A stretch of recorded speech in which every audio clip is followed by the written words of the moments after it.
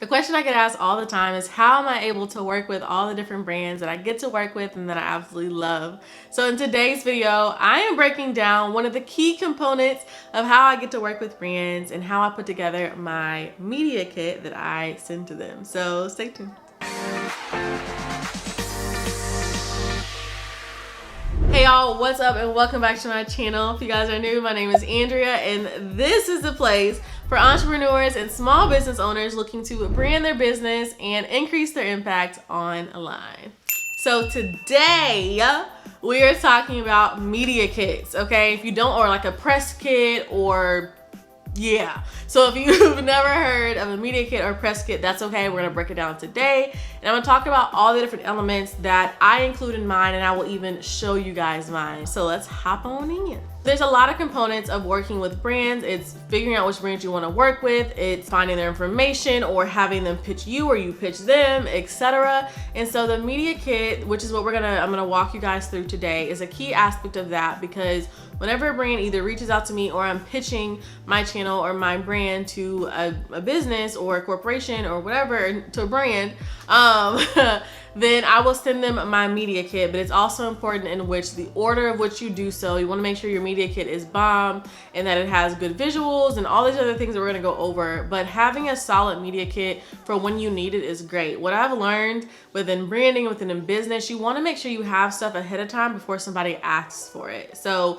if a brand asks you for your media kit and you're literally scrambling trying to figure out how to put one together, that can be stressful, all right? Same reason why I always agree to have good quality brand photos that you can always send out whenever somebody asks you to be featured in something, etc. So it's the same with your media kit. So I went ahead and created mine. This is the second version of mine. I've completely redone it, but it's always just important. So even if you guys are in the future looking at talking with brands or working with brands, this is a really good thing for you to just go ahead and have now. So let's hop in. So we talked about this before, you guys. How you present yourself online really does matter, okay?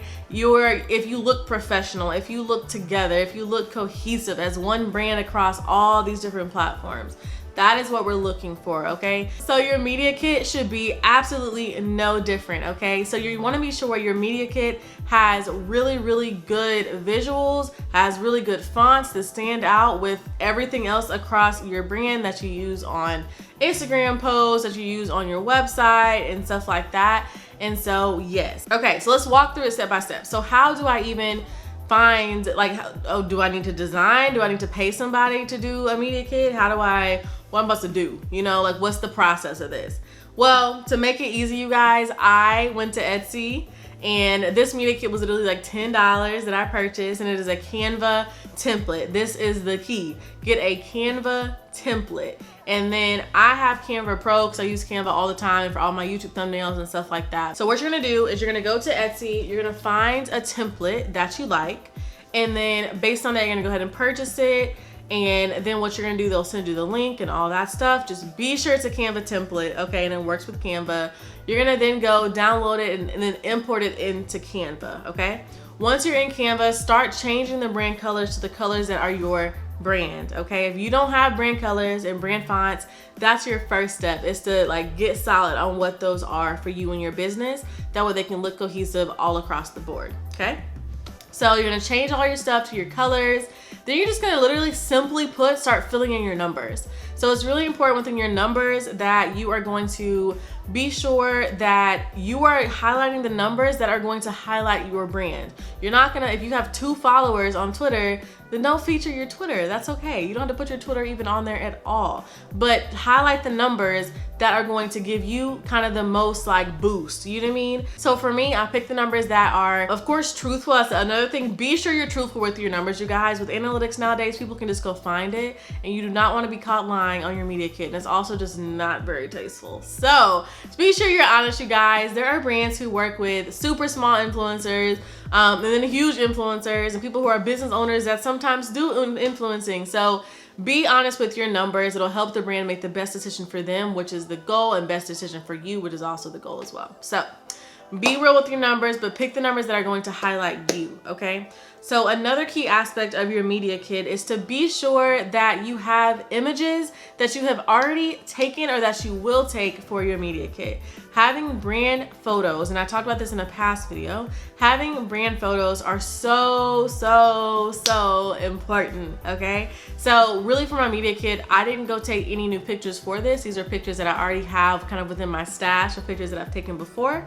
And so I've added those to my media kit, but be sure your pictures are clean, crisp, and really show who you are as a brand and kind of your filming style and stuff like that, okay? So then one other thing I wanna say is pick a media kit that is a one-pager.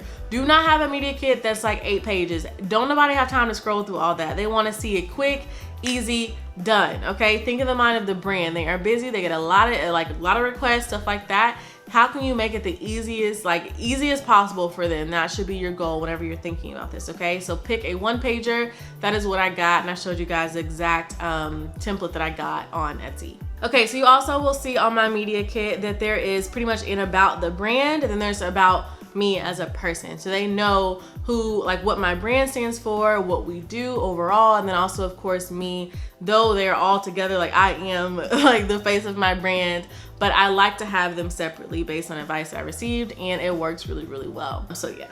Next, of course, be sure you have your contact information on there, you guys. Be sure that your stuff is solid and they know where to find you. They won't have to be guessing for it. It's really easy, really accessible as well.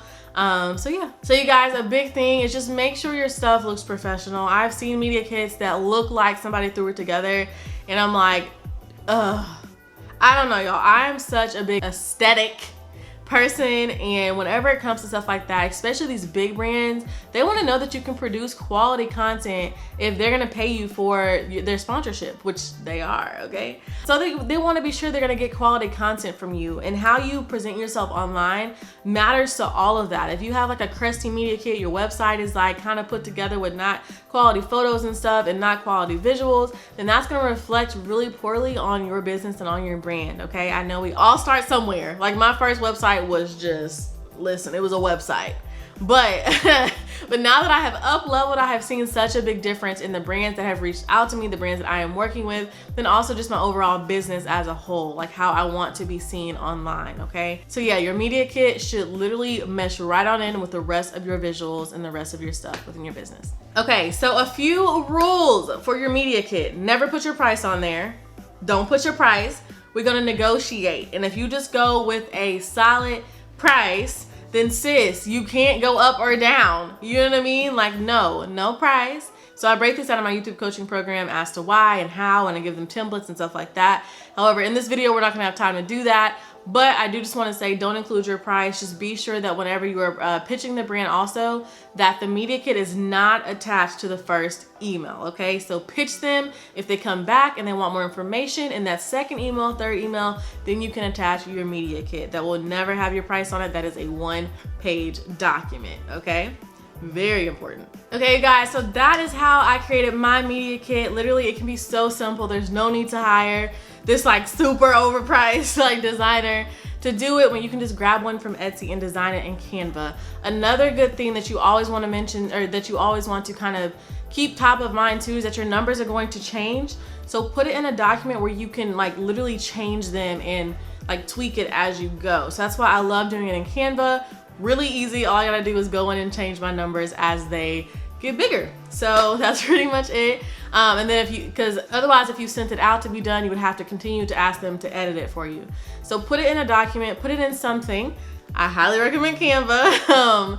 And I'll have a link down below for you guys to check it out, as well as the pro version as well down below in the description box. But definitely recommend Canva because you can just go in and change your numbers whenever you notice.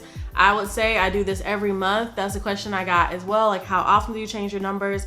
I change them every month. Or if there was a spike at all, I will like note that and I will go and change them there. So yeah. Anyway, you guys, I hope this video was helpful for you. If you have any other questions about brand deals, partnerships, stuff like that, I can break it down even further for you if you want me to, but I have to know that that's content that you want to see. So if that's what you want to see, comment down below in the comment section, and I will see you guys later. Bye.